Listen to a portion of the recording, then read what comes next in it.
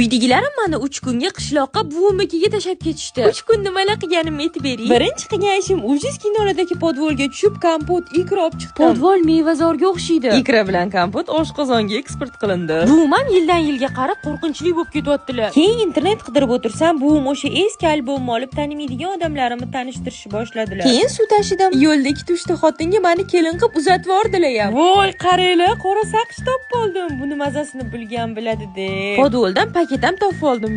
Bu nima? Xo'p, bu Tetris bilaman. To'ylarning kassetasi bu. Disklar, telefon. Buni ham bilmadim nimaligini. DVD-ni simi. Mana bu Dendi deylardi. Voy, shiribum, lavislar-ku.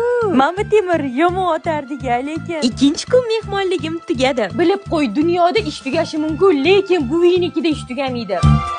3-chi kun sigir sog'dirdilar. Daraxt o'zidan uzum uzib yedim. Keyin ulgurmayotgan uylarini tozalab berdim. Qo'limdagi timsini sizlarga ham tavsiya qilaman. Hidrasi zo'r tozalaydi. Parashoki bor, kapsulasi bor, chirklarni tozalash uchun vositasi, unitaz uchun vositasi bor. Suvi sovuni ham rosa zo'r. Bir pasda ketadigan kunim ham keldi. Doimgidek buvim nimalardir berib yubormoqchilar. Ro'molchadagi pensiya pulini kam kostinga ishlatarsan dedilar.